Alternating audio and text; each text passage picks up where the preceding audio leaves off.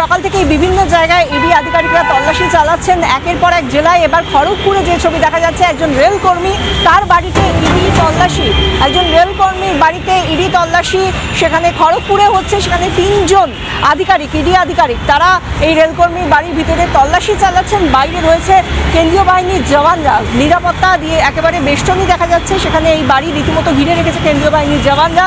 এবং বাড়ির ভিতরে, রেলকর্মীর বাড়ি, তার বাড়ির ভিতরে ঢুকেছেন 3 জন ইডি আধিকারিক। এনফোর্সমেন্ট ডিরেক্টরেটের 3 আধিকারিক, তারা তল্লাশি চালাচ্ছেন বাড়িতে। খড়গপুরে রেলকর্মীর বাড়িতে ইডির তল্লাশি, কেন্দ্রীয় বাহিনীকে সঙ্গে নিয়ে চলছে তল্লাশি। বাড়িতে তল্লাশি চালাচ্ছেন 3 জন ইডি আধিকারিক। বাড়ির বাইরে পাহারা কেন্দ্রীয় বাহিনীর জওয়ানদের।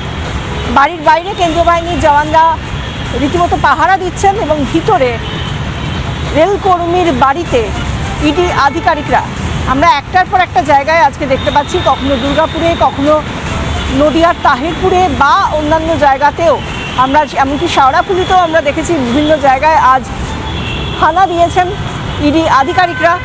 তারা তল্লাশি চালাচ্ছেন বেশ কিছু আর্থিক তছরূপ এবং এমনকি আর্থিক কেলেঙ্কারির সঙ্গেও জড়িত যে সমস্ত ব্যক্তিরা, এবং সেই সঙ্গে হাওয়ালার মাধ্যমে টাকা পাচার, এই সমস্ত বিষয়গুলোকে সামনে রেখে আজ গোটা রাজ্য জুড়ে একাধিক জেলায় যেভাবে আমরা দেখতে পাচ্ছি যে ইডি আধিকারিকরা তল্লাশি চালাচ্ছেন, এখানেও আমরা দেখতে পাচ্ছি খড়গপুরে একজন রেলকর্মী, তার বাড়িতে গিয়ে ইডি আধিকারিকরা 3 জন তারা তল্লাশি চালাচ্ছেন।